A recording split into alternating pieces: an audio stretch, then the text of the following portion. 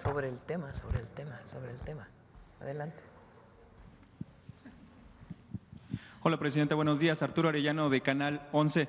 Respecto a este acuerdo histórico con empresarios gasolineros, ¿qué posibilidad hay de que se fije el costo de la gasolina magna más allá de estos 6 meses que se acordaron de manera inicial? Y si se dará una lista de las empresas que no se sumaron a este acuerdo. Sí, esta semana, como bien dice Luz Helena, van a tener reuniones con las otras empresas que no se han sumado. La idea es que sea permanente. El acuerdo se firma por 6 meses, pero no quiere decir que en 6 meses no va a pasar nada, sino que se va a evaluar los resultados y posteriormente pues va a volver a firmarse. Es un acuerdo de ellos, no subir, de Pemex de establecer una serie de condiciones en el caso de sus franquicias y también pues de avanzar en reducir trámites y otras cosas que también les afectan a ellos. Entonces, antes de que terminen los 6 meses se vuelve a evaluar y se vuelve a firmar. Ok, presidenta. En otro tema, quisiera preguntarle a qué acuerdos se llegaron ayer en las 2 reuniones que se sostuvieron en Estados Unidos, el secretario de Economía Marcelo Ebrard con Jamieson Gree, representante comercial de Estados Unidos, así como el canciller Juan Ramón de la Fuente, el secretario Omar García Harfuch y el fiscal general Gertz Manero con Marco Rubio. ¿A qué acuerdos llegaron? Si hay alguna noticia. A las 11 de la mañana, 11 un poquito después, terminando el evento de Cuauhtémoc, van a dar conferencia de prensa el secretario de Seguridad, Omar, el fiscal general de la República, para todos los temas del día de ayer, incluido la reunión. Fueron en ambos casos muy buenas reuniones. Se establecieron los principios de coordinación y de colaboración y mantener estas reuniones de manera permanente, reuniones de alto nivel, tanto en el tema de seguridad como en el tema comercial. Presidenta, yo le quisiera preguntar, ¿cómo se dio la solicitud y entrega de estos 29 líderes criminales que fueron trasladados a Estados Unidos? Esto en términos jurídicos, ¿el traslado de estos líderes fue extradición o a qué se refiere la Secretaría de Seguridad cuando dice que fue un marco de cooperación entre ambos países? Eso lo van a informar en la conferencia de prensa de las 11 de la mañana. ¿No nos podría dar un avance, No, presidente? ellos le corresponde al fiscal, al secretario informarlos, ellos lo van a informar en la conferencia de las 11. Creo que va a ser en la Secretaría de Seguridad, ¿no? A las 11, un poquito después, por ahí. Yo les puedo decir una cosa, la corrupción del Poder Judicial en nuestro país es aberrante y ofensiva. Qué bueno que el pueblo de México tomó la decisión de cambiar de raíz el Poder Judicial. Es una bendición para México lo que vamos a vivir este año, de elegir a los jueces, magistrados y ministros y que el pueblo pueda salvar al Poder Judicial de esta ofensiva corrupción para el pueblo. Sobre el mismo tema de Estados Unidos, quería preguntarle si hay alguna respuesta respecto a la solicitud de llamada que se hizo para el presidente Donald Trump. Hoy se va a definir las características, cuándo va a ser, etcétera. ¿Será una llamada o ya se acordó una reunión física? Hoy se va a definir, van a estar en comunicación. Una última pregunta, presidenta. ¿Qué resultados hay en la mesa de ayer que se realizó con la CENTE, en la SEP, respecto a la reforma de la ley del Infonavit? ¿Del Infonavit? ¿Ese ya pasó? Del ISSSTE, disculpen. Sí. Por lo pronto se pone en pausa en lo que se realiza en las mesas de trabajo. Ok, presidenta, muchas gracias. Acá, a la izquierda. Gracias, presidenta. Muy buenos días, Julio Mar Gómez, de Medios Digitales del Pacífico, sin puntos ni comas, y de juliomargs.com. Presidenta, muy aplaudido pues este gran programa de vivienda a nivel nacional. Si bien es cierto, algunas veces el Estado de Baja California no está sobre representado, pero está muy representada con un servidor, y precisamente en esto pues que arranca en Baja California Sur nos da muchísimo gusto, mis paisanos están muy contentos y claro, pues por supuesto lo acabamos de ver con el gobernador Víctor Castro, que también está muy contento por ello, y pues a través de un servidor, pues le extenso esta felicitación. Presidenta, también a esto se suma el resultado del esfuerzo en conjunto con los 3 niveles de gobierno. Claro, Presidenta, la buena coordinación que ahora existe en el tema de seguridad en Los Cabos, con el alcalde Cristian, y ha colocado el destino turístico como uno de los favoritos y de los más seguros para los turistas nacionales e internacionales. Así lo da a conocer, pues obviamente, datos del INEGI en el 6º lugar. Y pues no es por presumir, pero, Presidente, es uno de los estados más extraordinarios que tiene nuestro país. Y por ello, particularmente… Los paisajes de Baja California Sur son algo espectacular. El mar, y ahorita que sobre todo está la temporada de ballenas. Entonces, sí. Muy bonito, haciendo comercial. ¿Qué acciones, Presidenta, aparte, en relación a este tema, su gobierno se sumará para garantizar que este hermoso destino siga y continúe estando así, o que gane a una mejor posición todavía? Sí, en Baja California Sur tenemos este año inicia un proyecto de un puente ahí en la glorieta de Fonatur, que lo va a realizar la Secretaría de Infraestructura, Comunicaciones y Transportes. Vamos a apoyar con el proyecto de agua para la paz, de una presa muy importante que es necesaria para garantizar el agua. El programa de vivienda, se va a construir una planta de electricidad ahí, entre otras acciones que vamos a realizar. Hay proyectos también para educación, principalmente media superior. Muchas gracias, Presidenta. Presidenta, hemos recibido ya innumerables denuncias sobre servidores de la Nación, y es para que se pudiera revisar en este asunto, pues que encuentran algunos de estos servidores pues cansados, dicen que hay explotación de jornadas laborales de más de 12 horas, de lunes a domingo, los pagos se atrasan, comentan que existen ciertas amenazas y que no hay días de descanso ni vacaciones, y que precisamente es por el exhaustivo trabajo de comprobar pues resultados, ¿no?, sobre en base a los objetivos que tienen planteados. Entonces, sí pedirían ellos que si pudieran revisar estos asuntos, cómo se está trabajando con los servidores de la Nación. Sí, pues, es de lo mejor que hay en el gobierno, o lo mejor que hay en el gobierno, las y los servidores de la Nación. No sé si ya les informó Ariadna, pero van a tener un incremento en salarial. No es mucho, pero es significativo para ellos. Tanto servidores de la Nación como algunos compañeros que también participan en este trabajo territorial, y vamos a revisar para que no haya jornadas exhaustivas, por supuesto. Muchas gracias. Yo creo que esa es una excelente noticia, sí. El aumento laboral. Oiga, Presidenta, también la pregunta es sobre los consulados. ¿Se cobra algo por hacer citas ahí en los consulados para? No, va a ir, qué bueno que lo preguntas, no sé si lo dije ayer, va a ir una brigada, un equipo de la Agencia de Transformación Digital a todos los consulados, y estamos haciendo una revisión de los cónsules, porque aquí informamos que se iban a reducir todos los trámites, y en muchísimos de los consulados no se han implementado esta agilización de trámites, que es pues importantísimo para todos nuestros paisanos y paisanas. Entonces va a ir un equipo a revisar, y también pues una revisión del trabajo de cada cónsul, y desde aquí pues un mensaje a las y los cónsules que lo más importante es el trato con las y los mexicanos que viven en Estados Unidos. El poder es humildad por encima de todo. Claro. Le quiero poner un ejemplo porque nos ha llegado muchas denuncias de este tipo, es sobre que les agendan citas. Es que ejemplo, hay mucho coyotaje. Coyote, exactamente. Sí. Por eso es la simplificación de todos los trámites. Entonces, por eso queremos que los cónsules bajen a la ventanilla, atiendan de manera directa, escuchen a los paisanos y paisanas de lo que están viviendo. Yo les planteé cuando estuvieron aquí que hicieran un día ciudadano en el consulado donde ellos personalmente atiendan. Entonces tienen que acercarse a la gente, a las y los mexicanos que están allá, y brindarles todo el apoyo que requieran. Sí, gracias, Presidente. Es precisamente eso, la respuesta muy bien dada.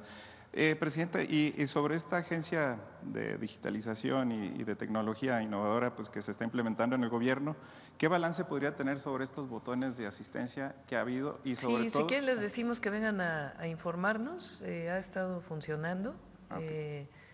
No tengo aquí los números, no los traje hoy, pero se los damos.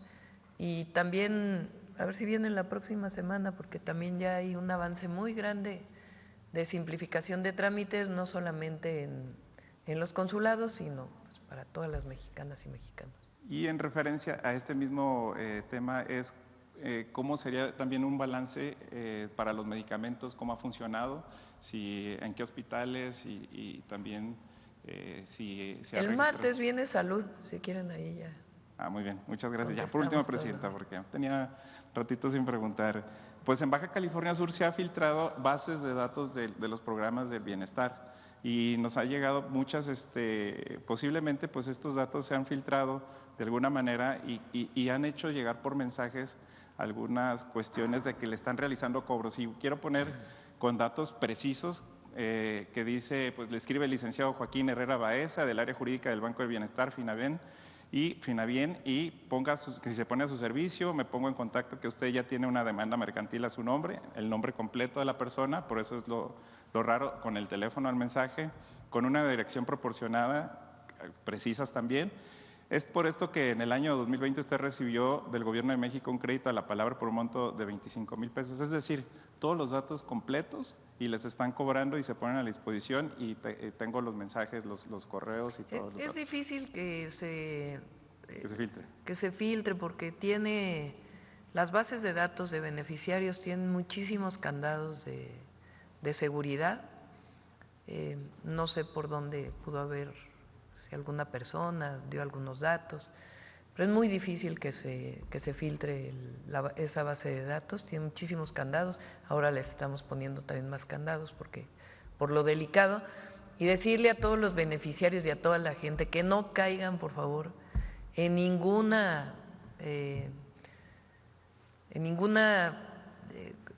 fraude. O sea, cualquiera que les pida dinero, que les diga que hay un programa especial de algún crédito relacionado con su tarjeta de los programas sociales o la inteligencia artificial que sale por ahí de la presidenta invitando a que compren acciones de no sé qué cosa, todo es falso, absolutamente falso. Vamos ahí con Infodemia a seguir promoviendo porque nos han preguntado también en las giras que tenemos sobre estos temas. Entonces, que no caigan, por favor. La tarjeta, su recurso que viene en la tarjeta está destinado para lo que ellos quieran y no se permite bajo ninguna circunstancia que se utilice el Banco de Bienestar para ningún programa que tenga que ver con descontarles algo de la tarjeta. Ese era el tema. Muchas gracias, Presidenta. Ya por último, ¿qué número podrían reportarlo en caso de que tengan? A ver si nos dan la línea de bienestar para que… Muchas gracias, Presidenta. Gracias. Acá. Hola, Presidenta. Buenos días. Daniela Díaz, de la agencia Sputnik. Preguntarle, ayer el presidente Trump se volvió a referir sobre el tema de los aranceles, dijo que se va a imponer el 4 de marzo. Y pues bueno, lo pregunto porque pues muchos han leído la extradición de estas 29 personas hacia Estados Unidos como una posible moneda de cambio. ¿Habrá una prórroga en la imposición de estas tarifas? ¿Qué nos puede decir al respecto? Bueno, sobre el tema de estas personas va a dar la conferencia a las 11 Omar y el fiscal. Y sobre este tema pues todavía faltan 3 días. Okay. Bueno, en otros temas, en un momento más habrá pues un evento para conmemorar los 500 años de la ejecución de Cuauhtémoc, que es, pues aparte del último Tlatuani Mexica, es considerado como un ícono, ¿no?, de la resistencia indígena ante este proceso pues de conquista española. Preguntarle, México reitera su petición a España que se hizo desde el gobierno pasado de ofrecer un perdón al pueblo mexicano por los crímenes que se cometieron en este proceso de conquista. Sí, de hecho lo voy a mencionar. Fíjense, una de las grandes atropellos del periodo de la invasión española fue la matanza del Templo Mayor. Cuenta la historia que sale Cortés a Veracruz y se queda Pedro de Alvarado a cargo de las tropas. Y en una de las fiestas más importantes del pueblo mexica, con todas las familias alrededor de la plaza pública del Templo Mayor, comienza una masacre.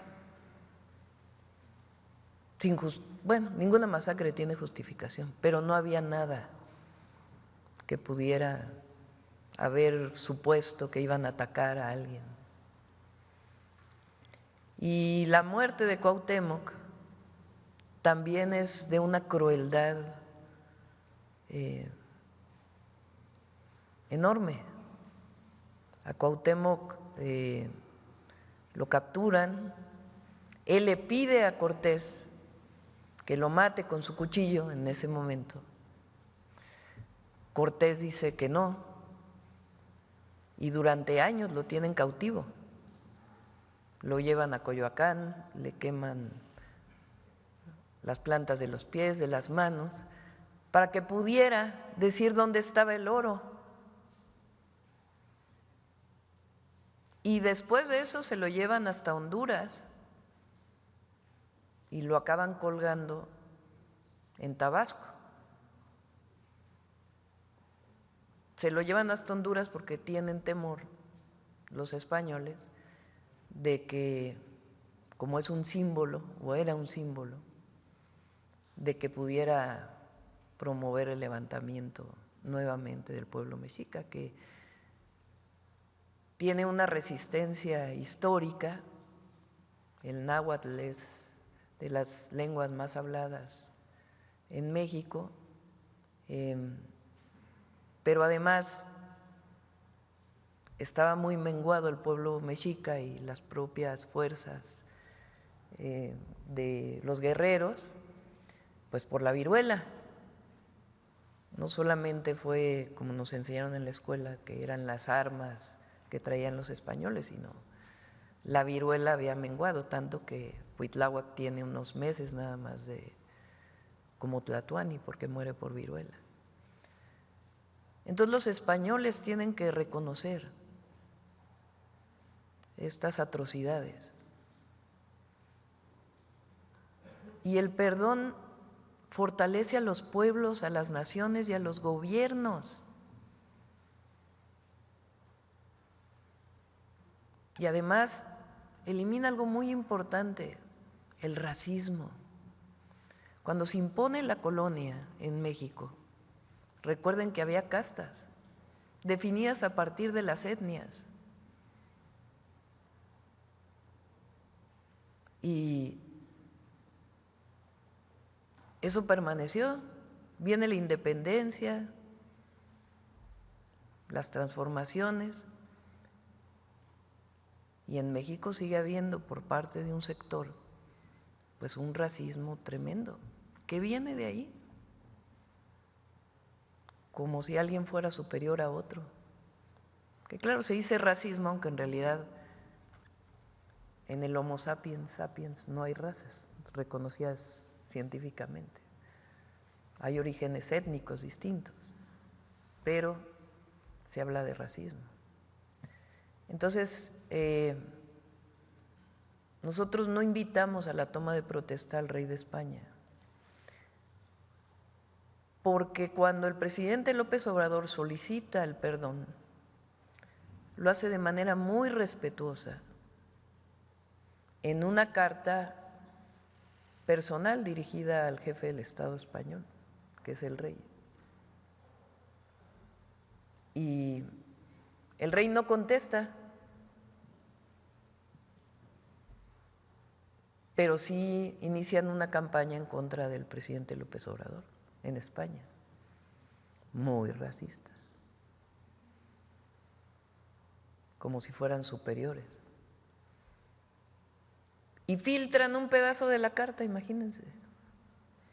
O sea, si no estaba de acuerdo el rey, pues se hubiera tomado el tiempo para escribir una carta diciéndole: presidente López Obrador, no estoy de acuerdo con su posición por A, B, C, D, E, F, en una relación de respeto de dos jefes de Estado. Entonces, para mí, yo creo que para el pueblo de México no fue una ofensa solo a un gran presidente, sino es una ofensa a un presidente de México. Y cuando se ofende a un presidente de México, sea el presidente López Obrador u otro presidente, por parte de otro Estado extranjero, pues uno tiene que ser solidario con eso. Decíamos el otro día como cuando en el primer periodo de Trump hace una ofensa entonces Peña Nieto al entonces presidente Peña Nieto, y no estábamos de acuerdo con Peña Nieto, entonces éramos oposición, pero el entonces candidato o dirigente López Obrador dice: estamos en contra de que se humille a cualquier presidente. Eso no, a México se le respeta. Entonces, esta petición es un engrandecimiento del pueblo y del gobierno español, de reconocer que hubo atrocidades. Entonces, hoy nos da mucho gusto porque son 500 años de este cruel asesinato y también una reivindicación de la resistencia de los pueblos originarios y de un hombre valeroso. Gracias, presidente. Acá.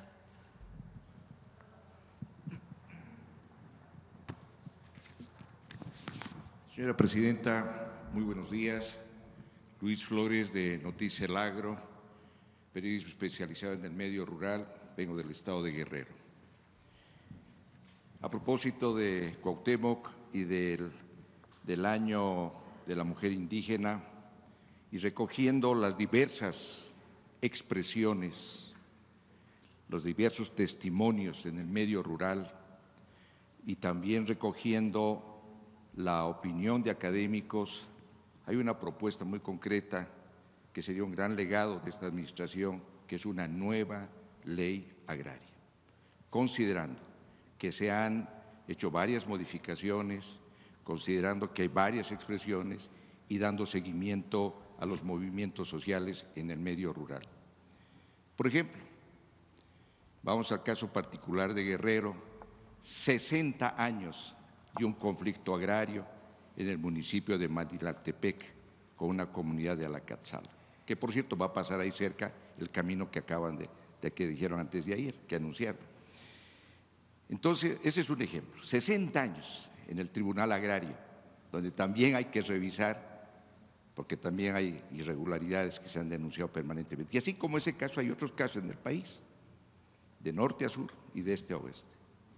También revisar cómo anda el Registro Agrario Nacional. Las leyes son perfectibles. Cómo anda la Procuraduría Agraria.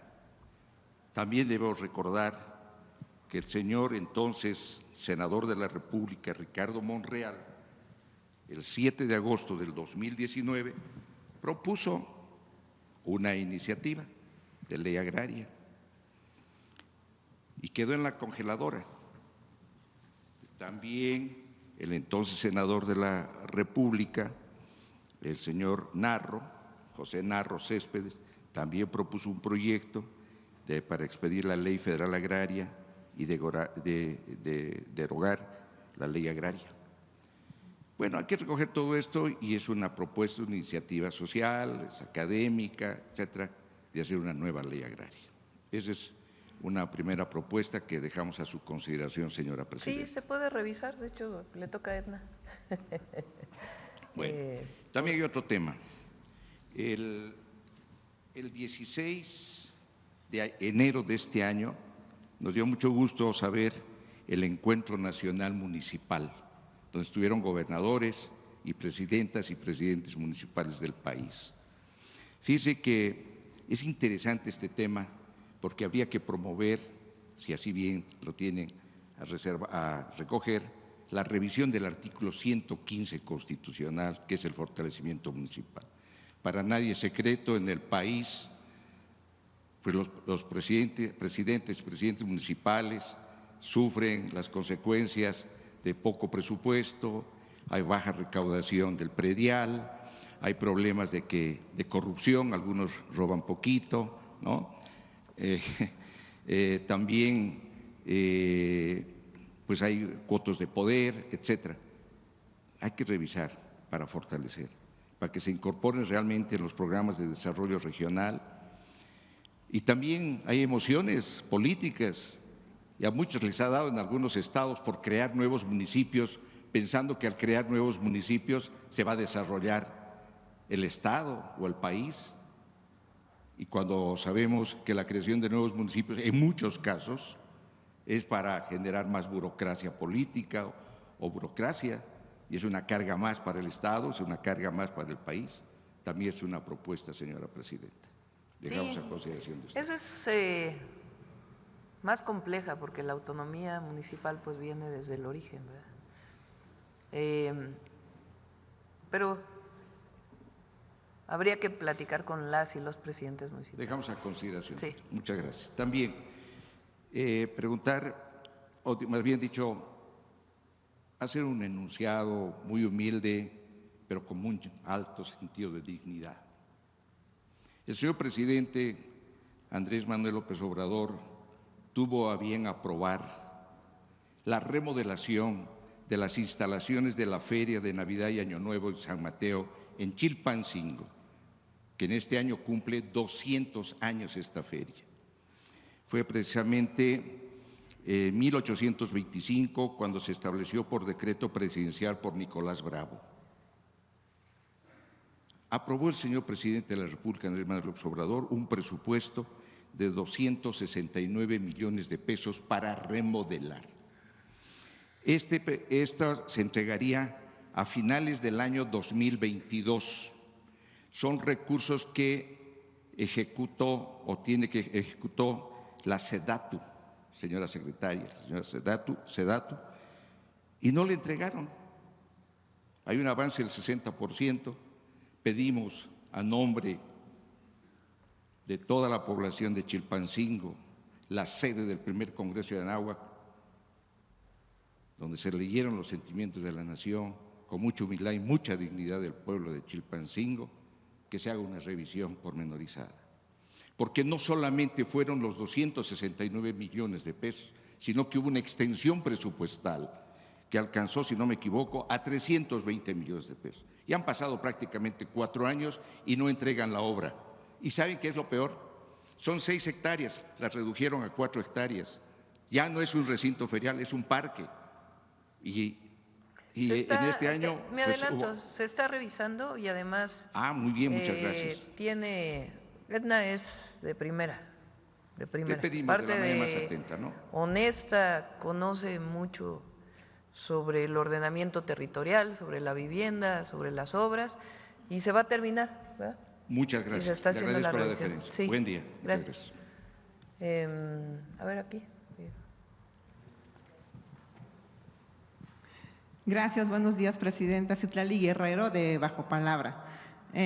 Plantearle que una de las solicitudes permanentes de la comunidad cultural es buscar el equilibrio entre los grandes conciertos masivos, que si bien nacieron con el ingeniero Cárdenas, para abrir este espacio democrático y que la gente pudiera acceder a estos conciertos que de otra manera no podría, en estos casi 30 años ha ido en detrimento del desarrollo cultural de los grupos artísticos independientes, porque los gobiernos no dudan en gastar de 10 a 18 millones de pesos para un concierto masivo, mientras que para una función de alas y raíces, por ejemplo, pagan 1,500 pesos. Para una presentación de teatro, de música, 30,000, 40,000 pesos, si bien le va. Y para lectura de escritores, pues 0 pesos. Entonces, preguntarle si su gobierno, si usted tendría considerado, pues, equilibrar esta desigualdad y mejorar las condiciones de contratación de estos grupos culturales independientes, pues que siguen siendo un sector pues vulnerado, un sector precario. En la pandemia no fue considerado como un sector sustancial y pues esta precariedad en el que se encuentran, pues parece que se va a prolongar. Entonces, preguntarle si podría buscar como equilibrios. Sí, debe hacerse.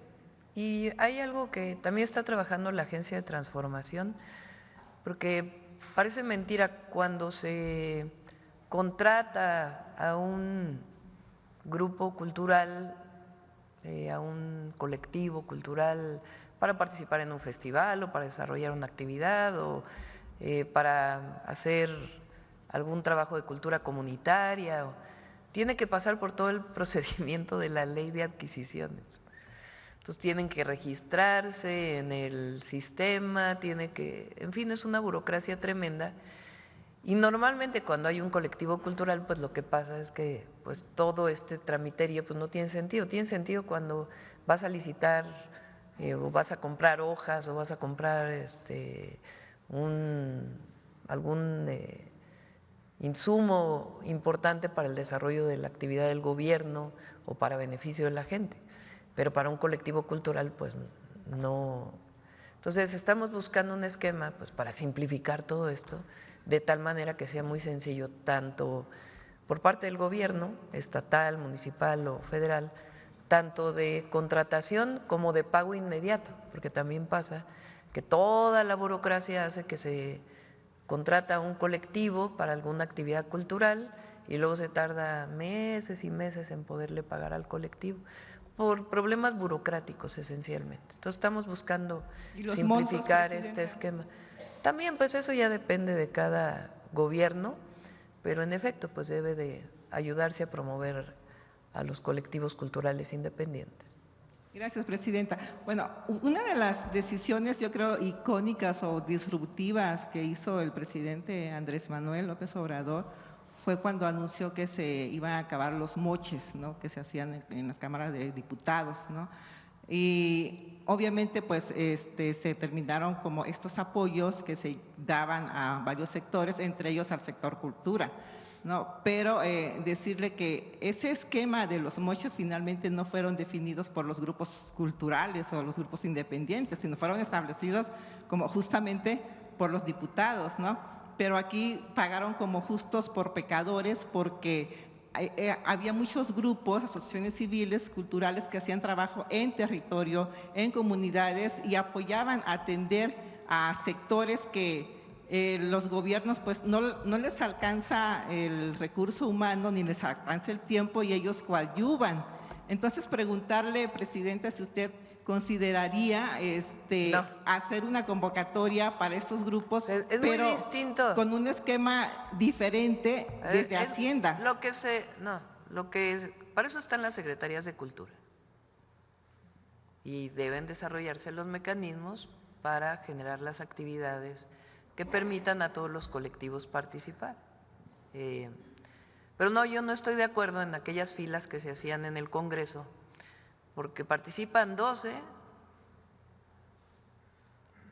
el que solicita el recurso a partir de un acto ilegal y el que lo otorga. Entonces no, muchos no, corrupción no. Desde Hacienda, Lo que no, tampoco, para eso están las secretarías de Cultura. Y los incentivos que en todo caso se tengan que generar, que existen, por ejemplo, para el cine u otras cosas, de actividades. Pero son las secretarías de Cultura quienes son las encargadas de promover la cultura. Pero este esquema de a ver cómo me das para que yo te dé, pues no, ese no. En actividades culturales o en cualquier tipo de actividad. Gracias, presidenta. Gracias. También comentarle que en julio fue anunciado por la Secretaría de Bienestar el programa Juntos Pintemos Acapulco, ¿no?, que era justamente como para recuperar la imagen de Acapulco devastado por el Otis. En agosto se hicieron como las asambleas barriales para determinar pues las casas, las gamas de colores, y en septiembre se inició este programa con la meta de pintar 300,000 casas. Pero bueno, vino John, ¿no?, en septiembre y este programa pues se interrumpió. Entonces preguntarle si… Se va a retomar porque además está la pintura. Lo que pasa es que en efecto los servidores y servidoras de la nación, que son quienes nos ayudan a todas estas labores, en efecto están con mucho trabajo porque pues está, fíjense, luego no difundimos mucho esto, pero nos comprometimos a que las mujeres de 63 y 64 años iban a recibir un apoyo. Bueno, los servidores de la Nación hicieron todo el censo en 2 meses. Hoy, más de 1 millón de mujeres ya recibieron su primer apoyo. Y eso es gracias a las servidoras y servidores de la Nación. Están haciendo las visitas casa por casa para todos los adultos mayores, para el censo de salud, más algunas otras actividades. Entonces se ocuparon mucho los servidores, en efecto vino John, pero se va a recuperar como parte de Acapulco, ¿cómo? Se transforma contigo, es el nombre que lleva el programa. Y ahí también hay actividades culturales. Sebastián, que es quien lleva este programa en Acapulco, no sé si ya se reunió con ustedes. Ya se reunió con nosotros. Y sí, es muy importante que todos los colectivos culturales de Guerrero y particularmente de Acapulco se incorporen en la reactivación cultural y económica de Acapulco. Gracias, presidenta. Por último, presidenta, como usted sabe, más de 200,000 viviendas fueron afectadas por el huracán Otis, ¿no? Y se les dio este apoyo que dio el presidente Andrés Manuel y muchas casas pues se recuperaron, pero volvemos a que después vino John, volvió a afectar las viviendas y hay una precariedad de la vivienda en Acapulco, ¿no? Que no está construida como para resistir los huracanes, ¿no? Y preguntarle en este programa que usted está anunciando de construcción de 1 millón de viviendas, ¿como cuántas viviendas tendrían considerado como para construir en Acapulco? Y también preguntarle si tienen un diagnóstico, porque en Acapulco se presenta mucho el fenómeno de segunda vivienda, o sea, hay mucha vivienda abandonadas, ¿no? Y por una parte están como esos, ¿no? Con viviendas pues que no se usan, ¿no? Que fueron compradas con gente de la Ciudad de México o de otros estados, y por otro lado hay una necesidad de vivienda segura que no se inunde en Acapulco. Entonces, preguntarle ¿cuántas viviendas son las de reubicación de Acapulco? 1,400 viviendas. A ver, ¿por qué no comentas?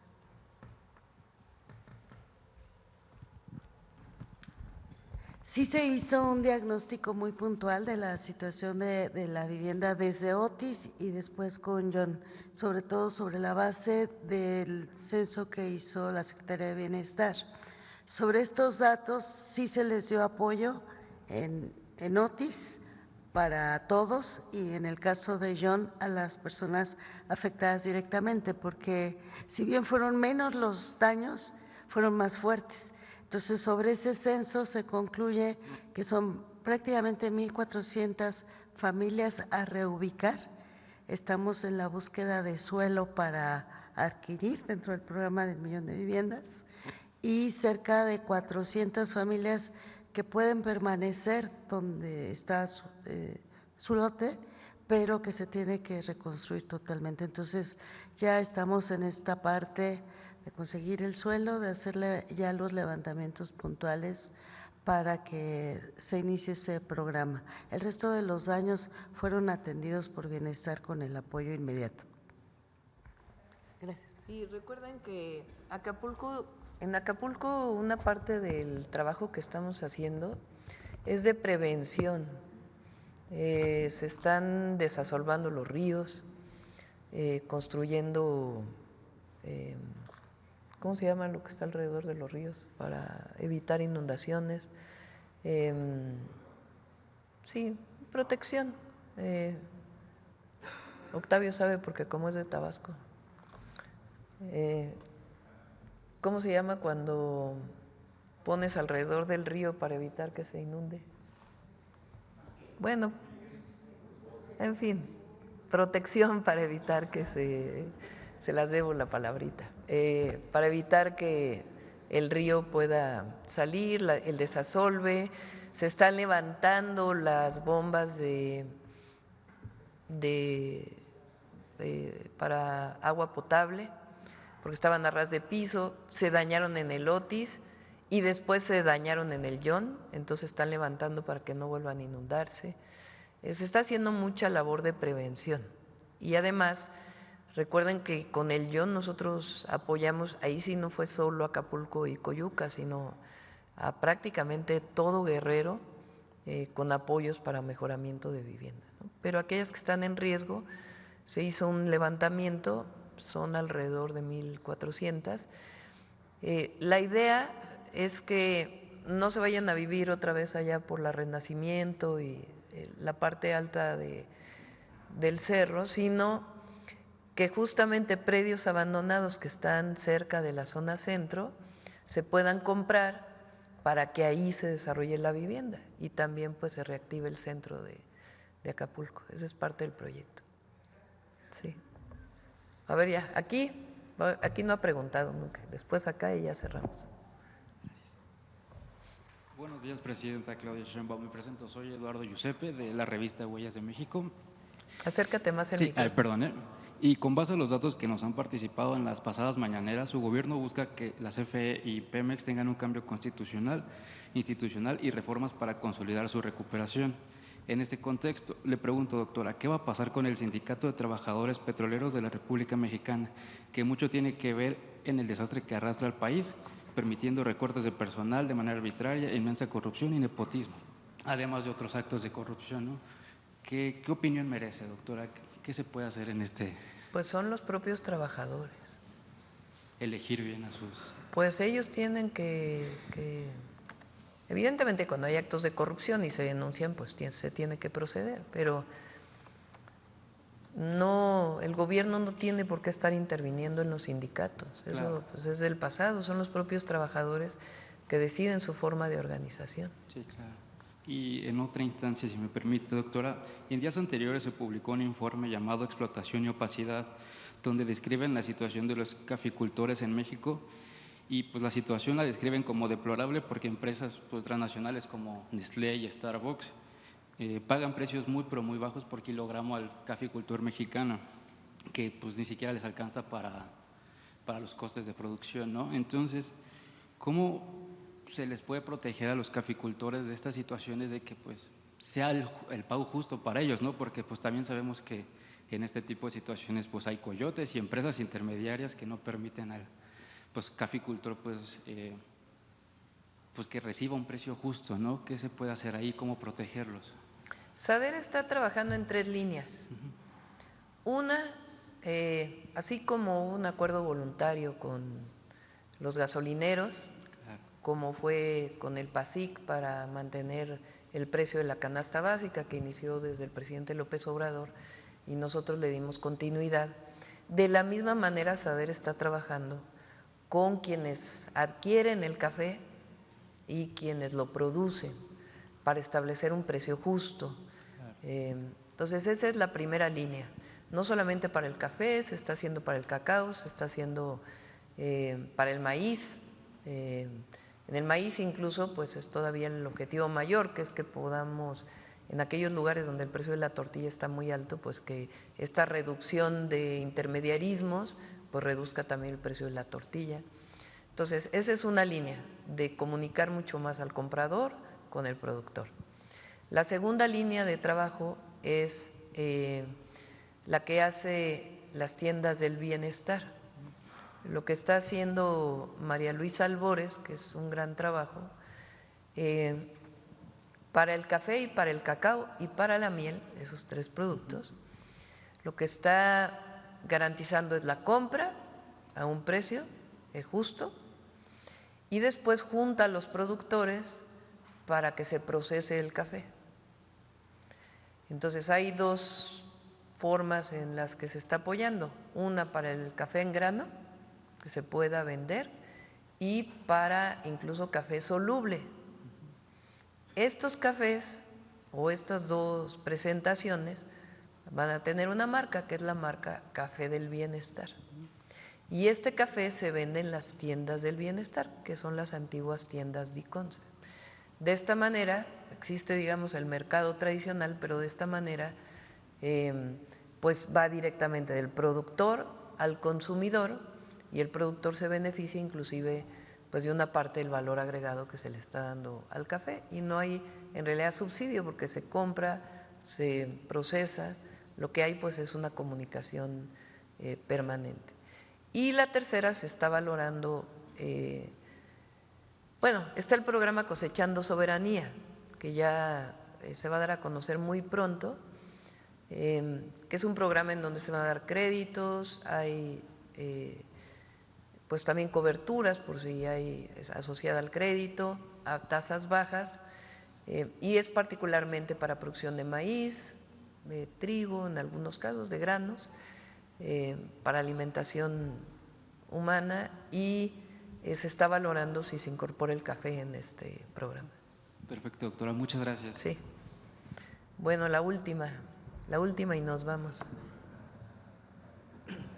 Buenos días, presidenta. Óscar González de RELAC 104.5 FM, una estación de radio de uso social comunitaria.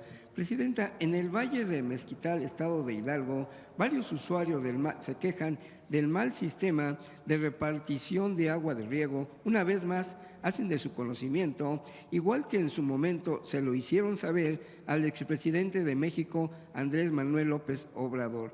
Los campesinos de Francisco y Madero, en el estado de Hidalgo, a través de su representante legal, Javier Arteaga Morales, le solicitan a usted tenga la gentileza de brindarles una reunión para que una comisión reducida le expliquen aspectos de la problemática y de la corrupción que invade la Comisión Nacional del Agua con Agua en Hidalgo, ya que desde la administración anterior lo que va de esta, los responsables de transmitirle la información le han dado un reporte pues que no ha sido el correcto.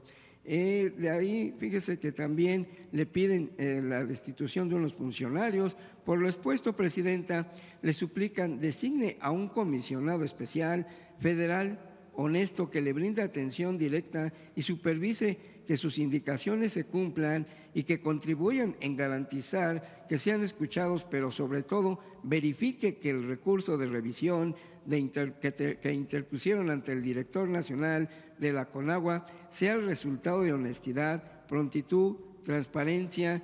También le expresan que es importante dejar de suministrar recursos públicos, que se podrá hacer algo por estos miles de campesinos, presidenta, en Hidalgo. Hay un proyecto para el Valle del Mezquital. Tiene dos líneas. La primera es acabar de sanear el agua con la que se riega en el Valle del Mezquital. El Valle del Mezquital creció la producción agrícola porque se riega con las aguas residuales de la zona metropolitana del Valle de México. Las aguas residuales, pues, obviamente tienen contaminación, pero al mismo tiempo tienen nutrientes. Entonces, esta zona, pues, se volvió muy productiva. Entonces, se hizo una planta de tratamiento hace tiempo.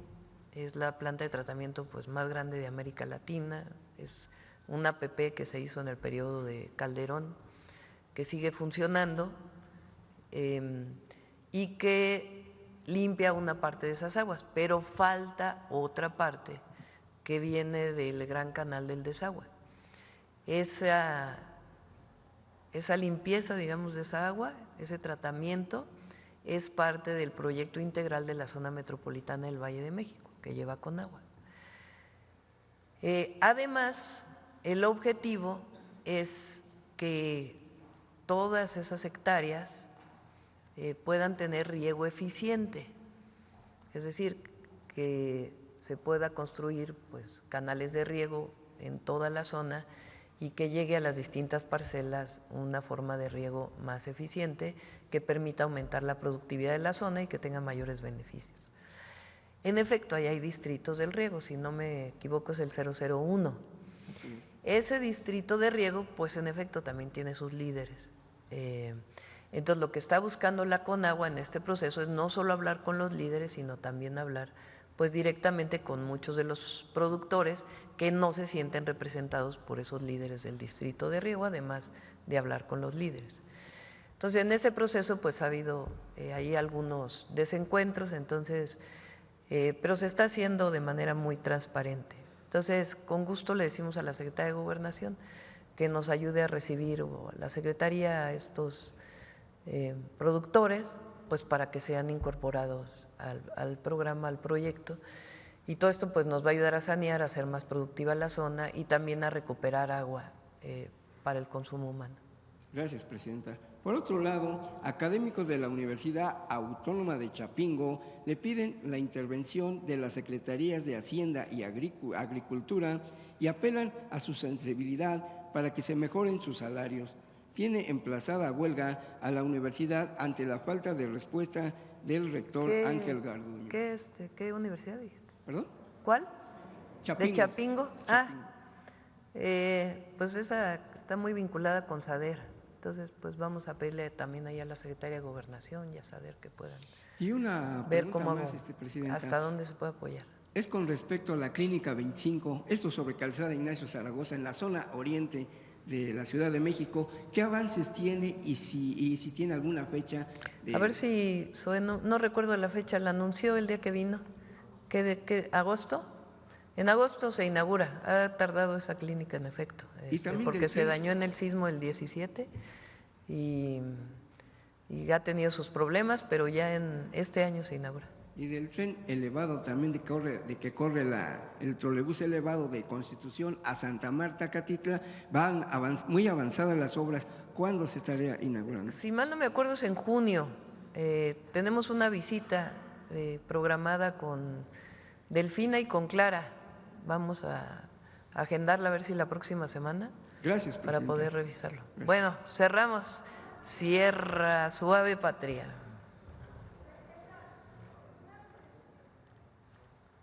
¿Sobre qué tema? A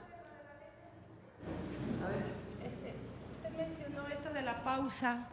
Es en tanto se sigue la negociación, se detiene entonces la presentación de la iniciativa. ¿A qué se refiere? Sí, primero tiene que darse mucha información para que no haya malos entendidos de cuál es el objetivo de las reformas que se están planteando.